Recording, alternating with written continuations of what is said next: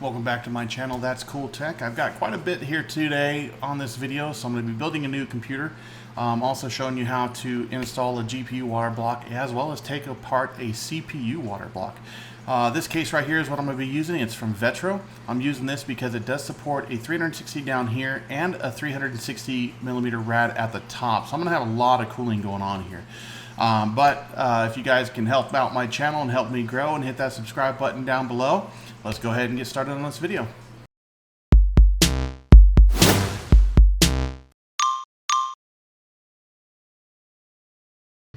Alright, so here's the inside of the case. Now there's just one screw on the back that you unscrew and the entire top panel will lift out, and the top panel is what actually holds everything in place.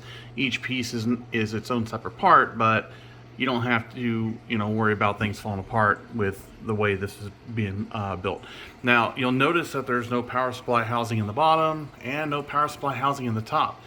That's because they actually put it on the front of the case here so that you can actually have this out of the way. But because of the way they mounted it, you have the room at the bottom for the 360 millimeter rad as well as at the top. So you have plenty of room for the radiator to be there with the fans and the tubes and everything to come down. The power supply, you can use a small form factor or an ATX, power supply. The cables do actually route down through the bottom. There's a hole here, so all the cords can go in the back. And there's about an inch of room back here, so you have plenty of room for cabling and cable management. You don't have to worry about it being a tight space. The power cord will actually wrap up here at the top and the back, and it does come with a fan built into the back as well. But I wanted to use this case because, again, it does support everything from a ATX down to a mini ITX as well. And I am going to be using the mini ITX system here. Overall, what I'm going to be building into this computer is going to be a 13900K, and it's going to have a 4090 RTX, and it's all going to be water cooled. So let me continue showing you this case here before we move on. But standard ports on the back, so if you do a full-size ATX, you got plenty of expansion slots in the back. Now, the one thing this case will not do is it will not do a vertical mounted graphics card, but I was not going to worry about that because if you do the vertical mounted, then it's going to be in here, and that will impact the way I wanted to build this anyways, because the CPU block that I'm going to be showing you is actually a new product from EK as well, so I'm going to be doing a little review on that as part of this build as well. And again, the 4090 water block is also new from EK, so I'll be showing all that stuff off as part of this build, and as well as the installation needed for both of those products. So yeah, overall, I actually like the way this thing looks. The back side of it is actually just a solid piece of aluminum, so there's no mesh on the back side for breathability, but I mean, it's just going to be for cabling and stuff anyways. So once this is actually done, if you actually go with a micro ATX, or I'm sorry, a small form factor ATX power supply here, you actually free up a lot of room. And what I'm going to try to do with this is I'm going to try to see if I can actually squeeze some fans into the front, maybe a single 120, just to see if I can actually get that airflow coming in from the front as well. I shouldn't need it because the bottom will have the 360 radiator that's going to be pulling air in from the bottom and the exhaust out the top. So shouldn't need it, but I wanted to kind of see if I'd be able to do that anyways. The front does have a mesh panel on the front. It's really nice, so you can get airflow coming in if you'd like to. The inputs on the side, USB 3.0s with a USB-C. This is one of the few cases I've been able to find that had the USB-C. The 4000D, if I remember correctly, does not have one, which is one of the reasons I didn't want to go with it. The top panel obviously is going to be there for all of your radiators, so you can do an AIO if you'd like to. If you have a graphics card that has a built-in AIO, you can actually do the graphics card with the AIO here, and if you have the CPU with the AIO, you can have both of those in these systems and you won't have any issues. I just like the looks of an actual custom loop system myself, but again, you can actually do two 360 radiators. The graphics cards that are out there now, I know Gigabyte does have a 4090 that does support a built-in 360 millimeter rad into it, so you could actually have that in here as well. and then, you know, a 240 or a 360 millimeter radiator at the top for your CPU if you wanted to. So no, nice build here. It's actually pretty sturdy. That's one thing I liked about it. This case was about 100 in the mid 100s, so I'll have the link in it for you guys so you can check it out if you'd like to buy it. But let me go ahead and start getting everything taken apart, and I will start working on the build for you. Alright, so the first thing I'm going to get installed here is going to be my power supply. So this is a Gigabyte Ultra Durable. It's a Gold Series 1000 watt. This is an ATX 3.0. It does have the PCIe Gen 5 compliant cable. So it does not require the two 8 pins to go into it for the adapter. It literally just has a straight 16 pin. Because this is a 3.0 compatible, it does have the 4 cables on it that will talk to the graphics card and the power supply.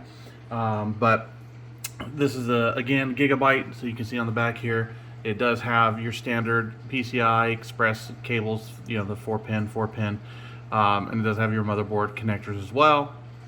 Here is the 12 volt power connector for the graphics card, and then, you know, some peripheral expansions for SATA controllers, things like that. But I won't be using most of those connectors anyways. But 1000 watts, just because, you know, the graphics card can use quite a bit of power as it is. I'm also going to be using a 13900K graphics or CPU, so 1000 watt is definitely something I'm going to need. You could probably get away with an 850, but I just didn't want to have any possibility of any wattage issues, so 1000 watt is what I wanted to go with. So let me get this installed and have all the cabling and stuff ran through the back, and I'll show you how that looks once it's done. So once we get the power supply installed, we will then move on to the radiators and get the fans and everything installed, and then begin working on the motherboard and the water loop. So the power supply itself is pretty straightforward to install. Once you have the side panel and the top off, so you can take off everything, the front panel just snaps off from the front, and it's just held in by 4 little pins. And then the power supply itself's little bracket here is actually screwed in to these 3 screws here. And then there's actually a screw on the other side here, which is right behind the cables, so you unscrew that and the whole thing will just come out as you see here. Just normally install the power supply like you would with any other computer, and then you're just going to put it right back into the slot and screw everything back in. So it's pretty straightforward to get it installed. And then once you have it mounted, you then can put the power cable into it and then start working on the wire management itself. So yeah, again, this will support multiple sizes of power supply, so you don't have to do a full size ATX like this. If you do the small form factor unit that you would use in an ITX case, it's just going to give you more room overall. But here it is. This is what it'll look like once it's installed, and the cables will actually come down through the bottom and go through the side here in these little holes here.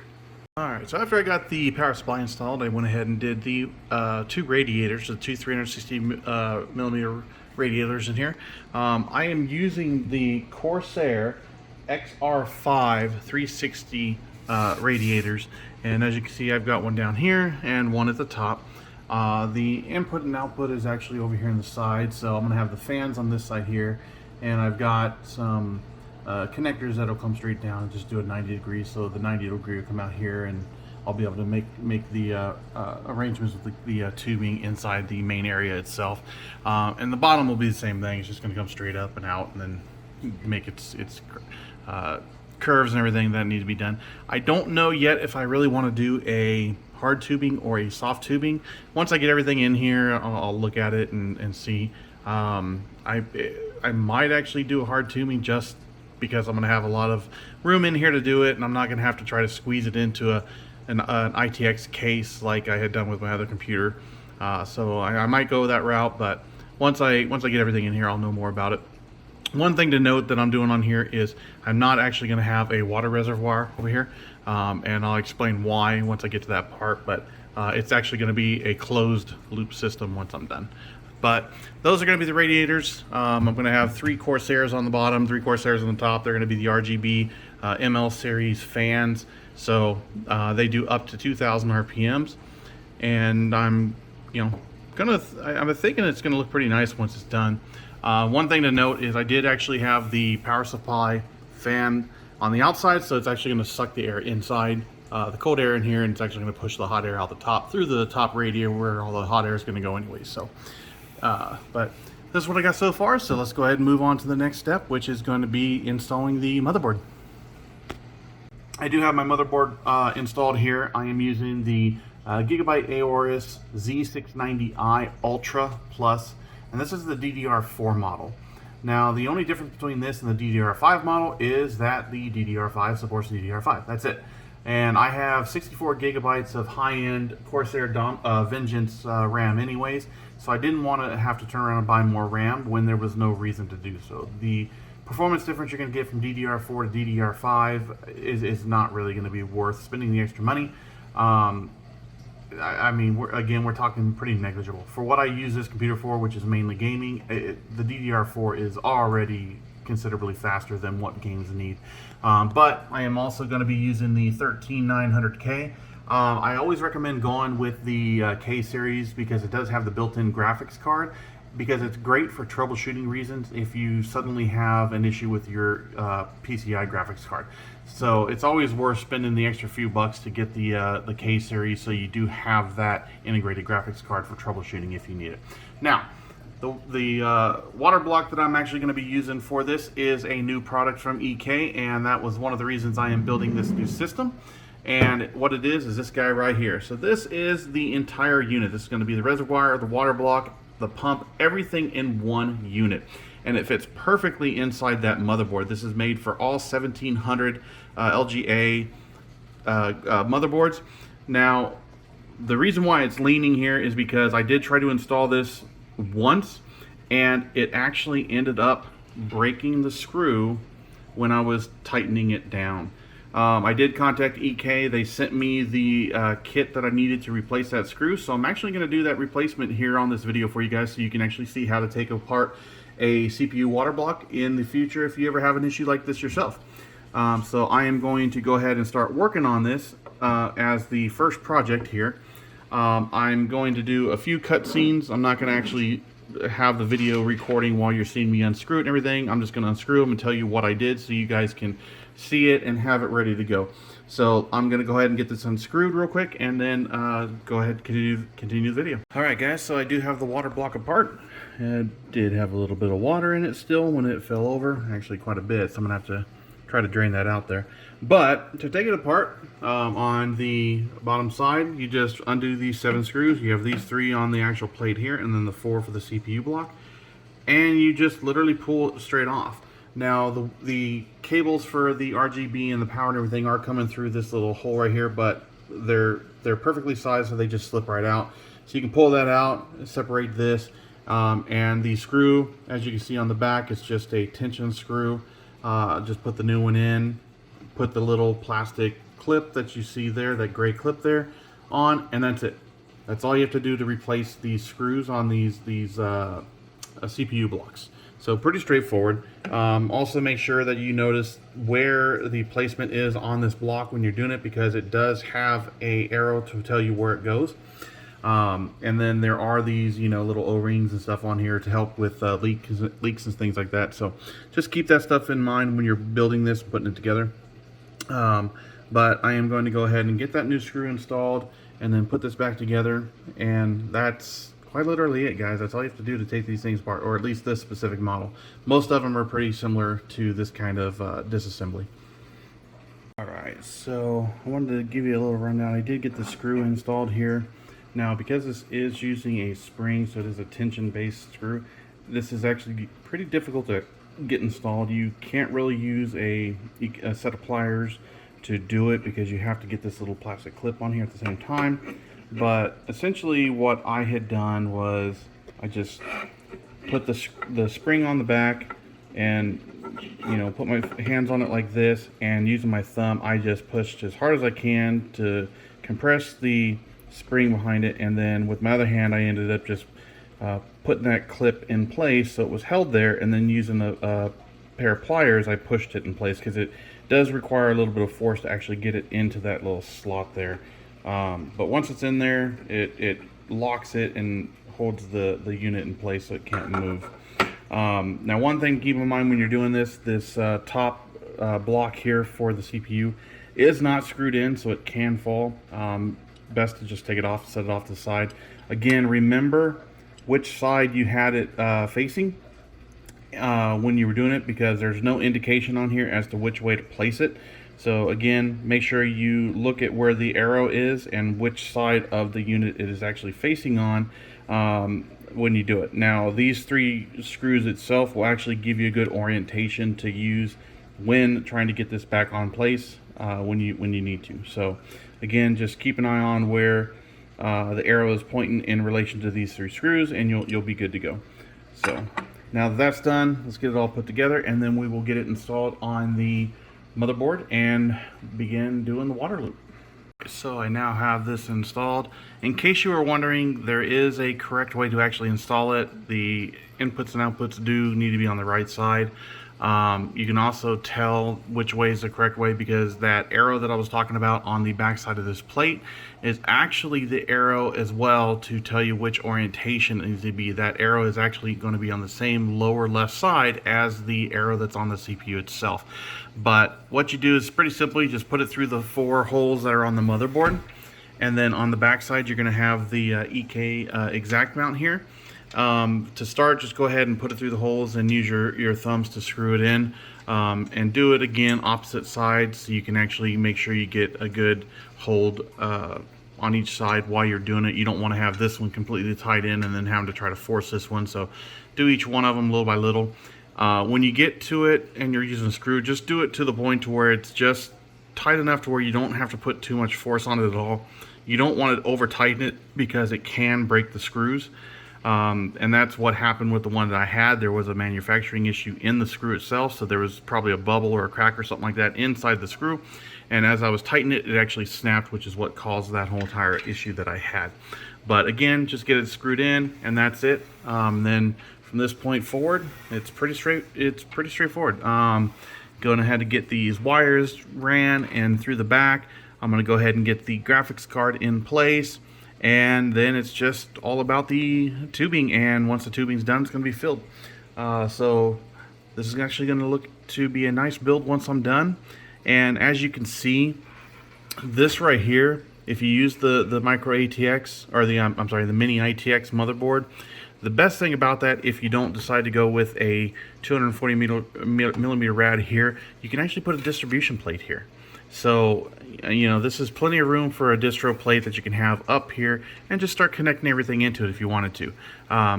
I don't know if I'm actually going to do that or not. I'll think about it, but the way I'm planning on doing this is actually going to be a closed loop system. There's not going to be actually any separate reservoir aside from the one that's in it, but I'm going to have a connector down here at the bottom that will have an on and off valve that I will use to be able to fill it whenever I want to.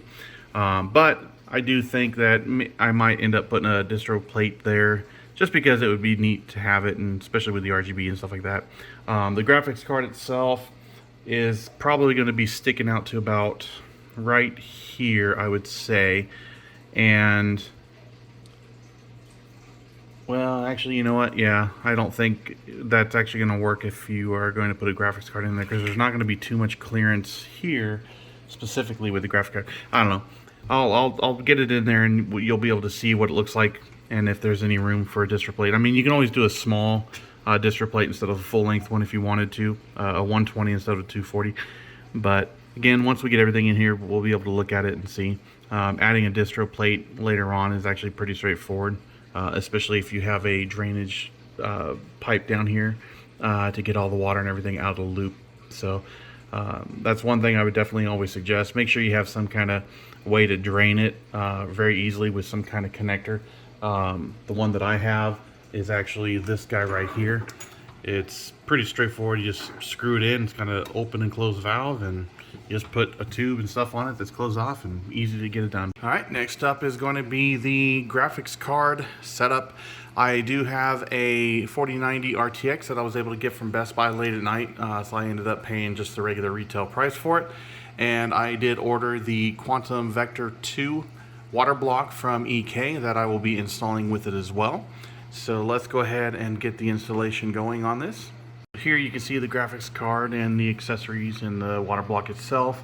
Now you do get everything in this kit for the water block. You do get the screws, the hex bolts, the thermal compound.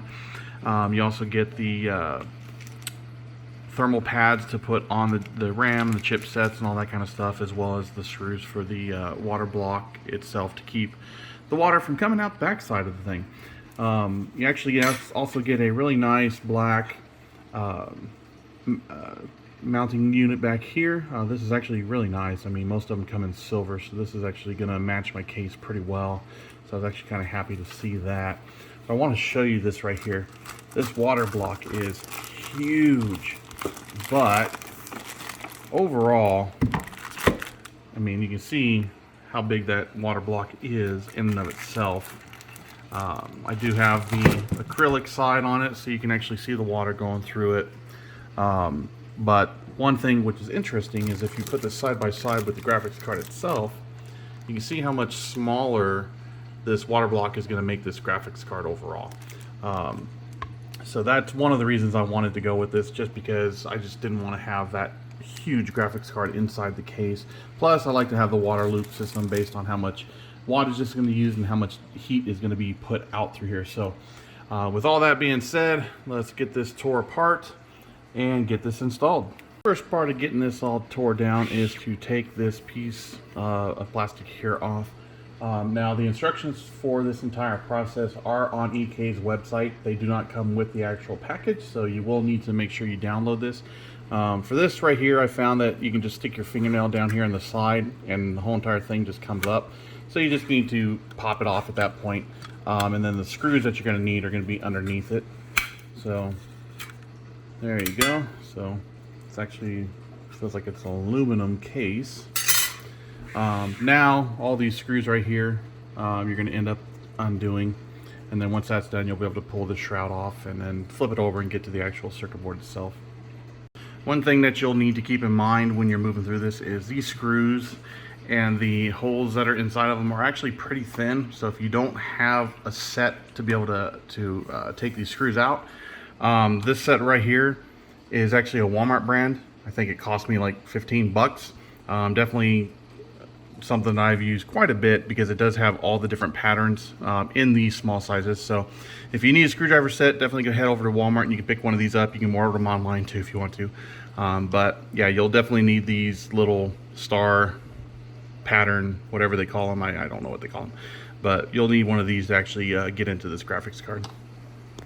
Okay, once you get the screws out, the cover is just going to lift right off. Nothing crazy to do on it, just comes right out. Next thing you're going to do is these little ribbons that are here. You're going to disconnect these. So they're just, you know, standard ribbon cables. So be careful just in case you ever want to put the shroud, the fan system back on. So just take it easy when you're pulling them out, especially since you're working on the circuit board. Try not to mess up any of these circuits. But let's see this one here. Okay. There we go. So that one there is a little bit different than the other ones. These just have that little plastic piece in the back you flip up. This one, this little silver piece here, you have to just push it, and that'll get it out of the way so you can actually get these screws out of the way here. So get these out of the way here, and then we'll start unscrewing the circuit board itself. Alright, so once you get those 3 ribbon cables done, the next thing you're going to do is unscrew the 7 screws for the actual back plate here. There's going to be 1 here at the top and then 3 on each side of the mounting bracket. Just take that off, go ahead and put it off the side, and then you're also going to be taking off the tension bracket here. Now be careful when you're taking this off, because these will actually shoot up with a pretty decent amount of force once you do it. On this last one, there won't be anything holding it down, so it'll just pop right up.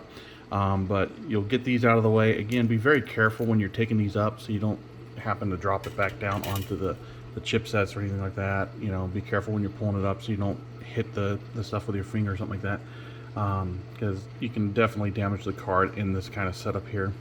Now there are these little plastic things here on this board. So they do feel like they're actually secured on there, so don't try to pop them out or anything like that. But once you have all that stuff done, this chipset will actually lift out at this point.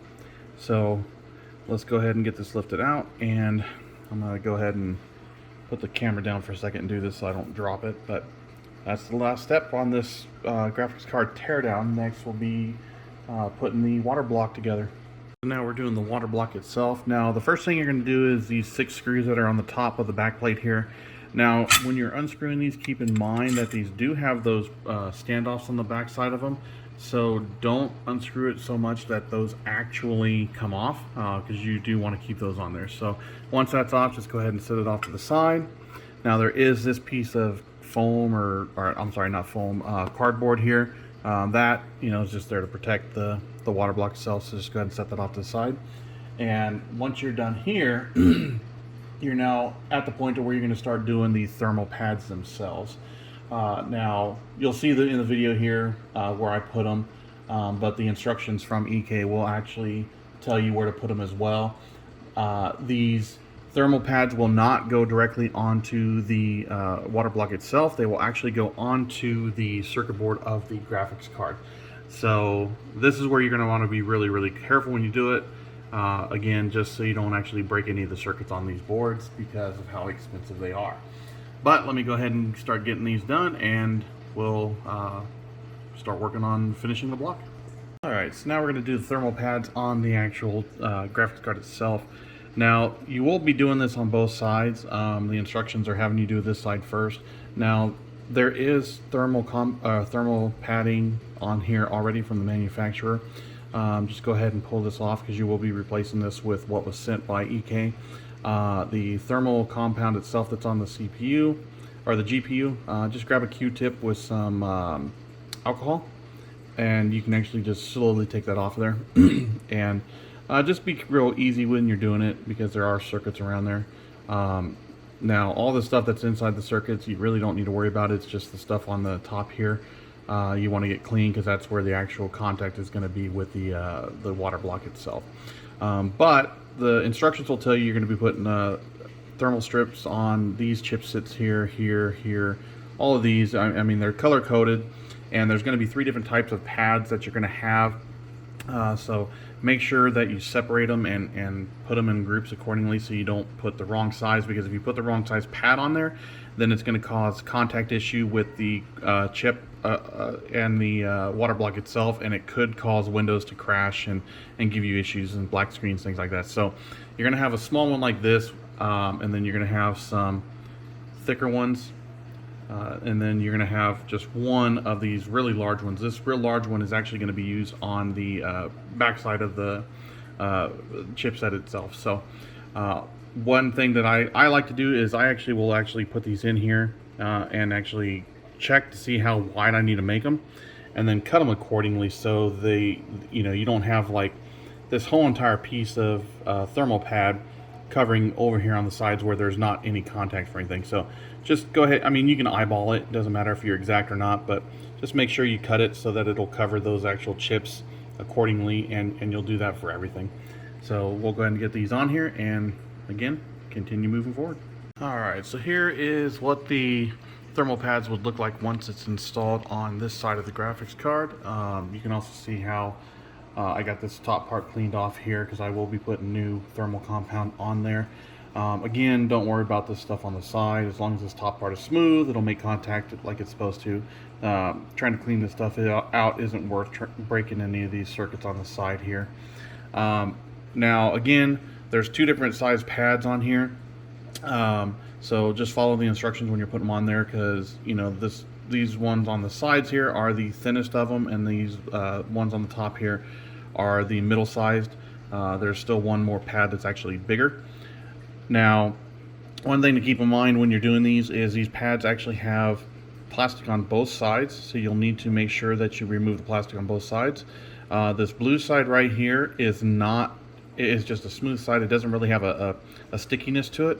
The clear side does have a stickiness to this, so make sure you put that down on the side of the contact of the device, of the chip itself.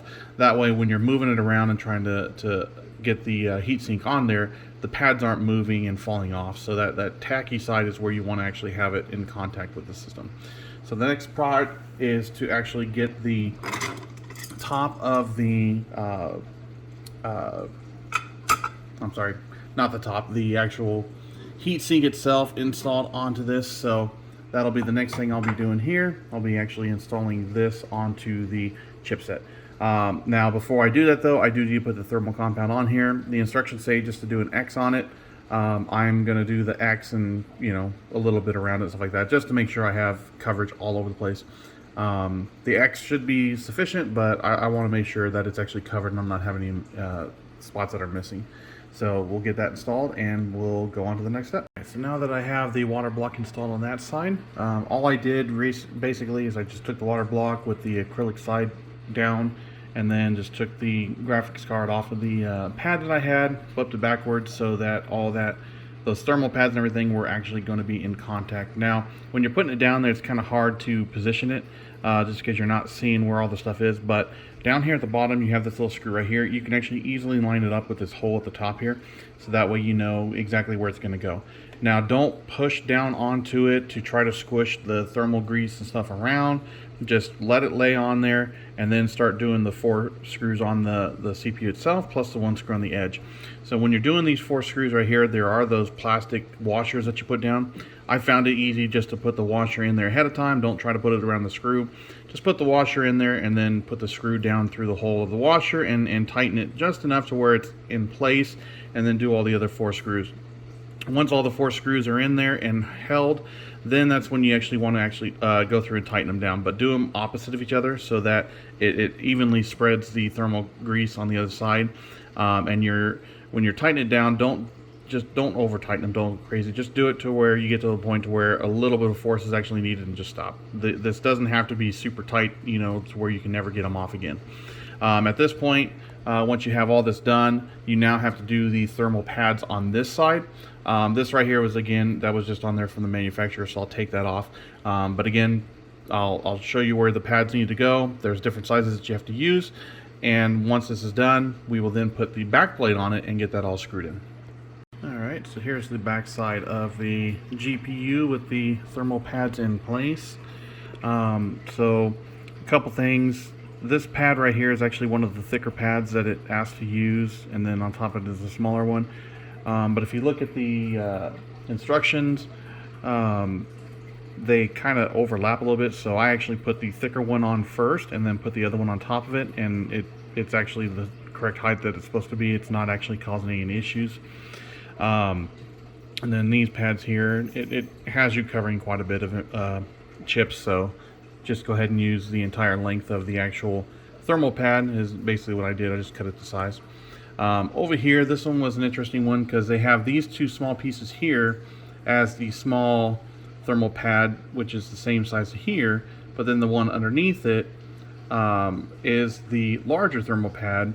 So expecting 2 different pads. So what I did here was I actually put the thicker pad underneath it, and then just using my fingernail, I actually just cut the thermal pad around the actual chip that's here, and then put these smaller pieces on top, and everything worked in there pretty well. So now the only thing to do is to actually put the metal back plating on, get it all screwed, and that is actually the end of setting up this graphics card with a water block. As you're putting on the back plate though, you will end up putting the bracket on the back too. So yeah, there's nothing really else to do here aside from get the bracket installed, the back plate done, and we are finished. And then we can actually get this installed into the computer and start working on the water loop. Alright, here we go, and now it is finished. So I like the black on the back, the clear on the other side. So it's actually really nicely set up here. I actually like the way they did this one. The 2 ports here for the water, one thing to keep in mind is there is no in or out. You can actually use either one for the in or out. But aside from that, time to get it installed and tested. Alright everybody, so now I have all the main hardware in. I still got to install these 2 fans. I'm not going to do these until I have all the tubes ran. Same with the one up here. I left this one out just so I can make sure I get wiring and stuff so I can actually get to the back here. And then once I get all the tubes ran before I do the filling, I'll actually get that installed. But here's how I got it set up. So I'm using hard tubing this time around. I've got a 90 degree there going up to the top and then going into the radiator. This one's going to actually go straight down into the GPU, and then from the GPU it's going to go down into this guy over here in the back corner, and this guy right here is just going to do a straight shot right up to the top into that one there. So yes, this is going to be two 360 millimeter rads. There is a fan in the back, and the power supply will actually go right here into the front, and it'll actually fit right between these just nice. So I've already got these all measured out, and you know, these actually fit perfectly right above the power supply. All the cables will come down and go through this hole right here for the power supply. And then on the back side, I'll do a little cable management, but yeah, here's what we got, and now it's time for getting all the tubes set and then getting it filled.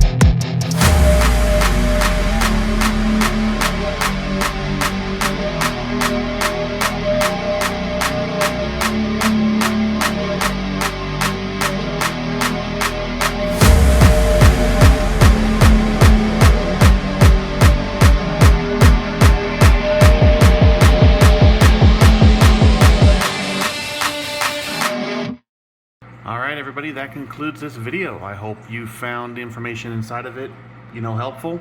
If you were looking to do a water-cooled 4090, now you have a video on how to do the water block for it. Same with taking apart a CPU water block. If you have any questions, by all means, leave them in the comments below, and I'll get back to your questions as soon as I can. Aside from that, everybody, thanks for watching.